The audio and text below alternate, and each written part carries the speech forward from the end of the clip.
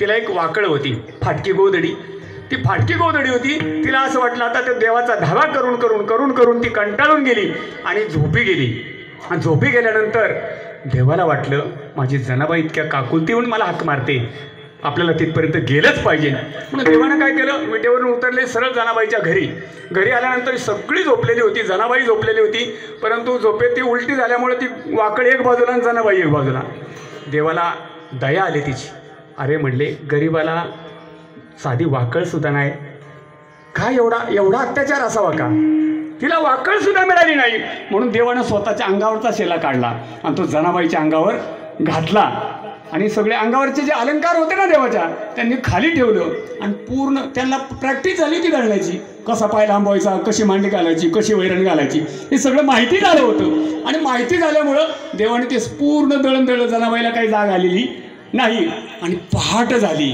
अरे म्हटली आता 3:30 वाजत आले, 4 वाजता तर वारकरी मंदिरात येतील. म्हणून देवानं काय केलं, पटपट उठलं आणि ती वाकळच घेतली, गळ्यात टाकलं, गेले निघून. थेट विठेवर जाऊन उभे राहिले. आता उभे राहिल्यानंतर वारकरी काकड्या करता आलेच ना. आल्याबरोबर घंटा वाजवला, दरवाजा उघडला. म्हणजे काय प्रकार आहे हा? देवाच्या गळ्यात गोधडी, काय भानगड आहे, कोणी टाकली? म्हणून ती गोधडी उचकडून बघतात, अलंकारही नाही. म्हणले नक्की कोणीतरी चोरी केली. सगळा गाव जमला तिथे, अख्खा गाव जमला. अख्खा गाव जमल्यानंतर म्हणले कोणी चोरी केली असेल. आता माता भगिनी असतातच कानुष्यावरती, त्यांना लवकर कळतं कोणी चोरी केली असेल. बघा तुम्ही बातमी, त्यांच्याकडे लवकर कळते. विठाला विठाला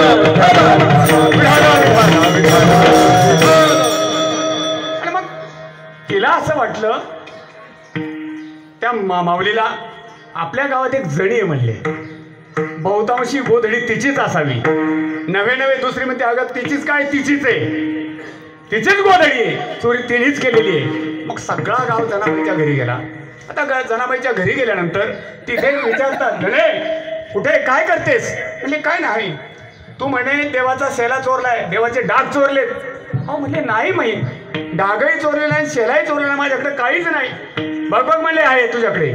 आणि खरंच पाहता तर खरं तो शेलाही होता आणि ते डागही तिथे होते. जनाबाई काकुलती आली, मी नाही हो हे केलं, माझ्याकडून हे घडलेलं नाही. तुम्ही जरी म्हणत असाल हे माझ्याकडून घडलेलं नाही, हे कुणी आणलं मला माहीत नाही. त्यामुळे तू खोटं नको बोलू. अख्ख्या गावानं तिला पायाला बांधावं, हाताला बांधावं, बेड्या घालाव्यात आणि गावामध्ये ओढत न्यावं, देवाच्या दारापर्यंत न्यावं ओढत. तिला ओढत नेल्यानंतर तिला शिक्षा देण्याकरता अख्ख्या गावानं काय म्हणे, हिला तशी शिक्षा नाही म्हणणार, हिला फाशीची सुळावर द्या म्हणे. आणि मग त्या जनाबाईला सुळावं देण्याकरता तिथं नेण्यात आलं. ओढत नेलं हो, जनाबाईला ओढत नेलं. अत्यंत कठीण प्रसंग आहे हा. आणि ओढत नेलं, जनाबाई रडते तरी कुणी आली, अहो मी नाही केलं हे, तुम्ही का मला हे करताय? नाही तू काही सांगू नको.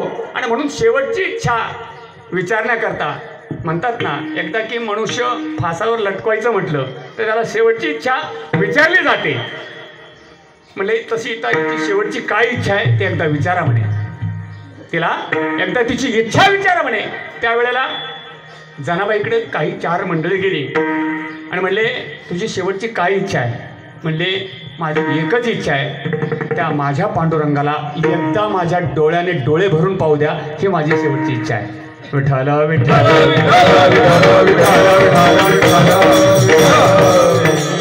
आणि मग तसं नाही केलं, तिला ओढत नेली हो देवाच्या दारापर्यंत, सभा मंडपापर्यंत अशी ओढत नेली.